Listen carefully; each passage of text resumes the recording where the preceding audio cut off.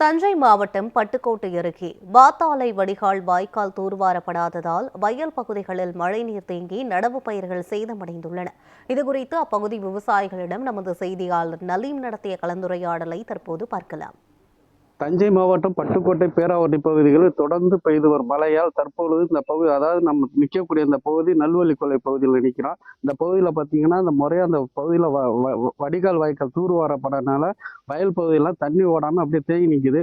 இதனால இந்த பகுதியில் விவசாயிகளும் பெரிதும் பாதிக்கப்பட்டுருவாங்க. இந்த கிராமத்தில் ஒரு 100 ஏக்கருக்கு மேலே நீரில் மூழ்கி நிற்கி சிற்றூரும் வரப்படுத்த வயலும் 6 வேக்கியனல் வாய்க்காலும் வகைப்படுத்தி நெச்சேர உழுது பயன் விளைக்கு நிறை உழைப்பு தோழலாம் எவரின் தோல் கல்விழந்து மலை விழந்து கனிகள் வெட்டி கருவியெல்லாம் செய்திருந்த கைதான் யாரின் கை பொன்று கொளாய் கடல் முத்தாய் மணிக்குளத்தை போய் எடுப்பதற்கு அடக்கிய மூச்சு யார் மூச்சு பாடுபடுவோர்க்கே இந்த பாரிடம் சொந்தமையா காடு திருத்தி நாடு காண்பது அவரல்லவா.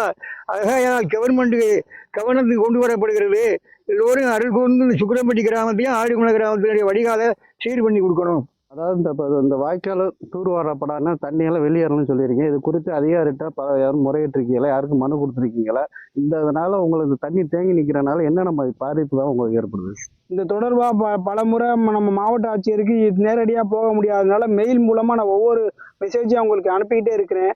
அவங்க பார்க்குறாங்க, எல்லாம் பண்ணுறாங்க. ஆனால் நம்ம பட்டுக்கோட்டை சார்ந்த அதிகாரி ஏன் இதை நடவடிக்கை எடுக்க மாட்டேங்கிறாங்கிறத என்னோட பெரிய ஒரு ஆதங்கமாக இருக்குது. தண்ணி பூரா தென்னந்தோப்புல உலண்டு போய் அப்படியே உலண்ட கண்டிஷனில் இருக்குது. கஜா புயல் அடிச்சு இப்பதான் மறுபடியும் தென்னம்புளையை போட்டு மீண்டு வந்துகிட்டு இருக்கோம். மறுபடியும் ஒரு நேற்று அடிச்ச ஒரு காத்துக்கே ஒரு தென்னம்புளை சாஞ்சிருச்சு.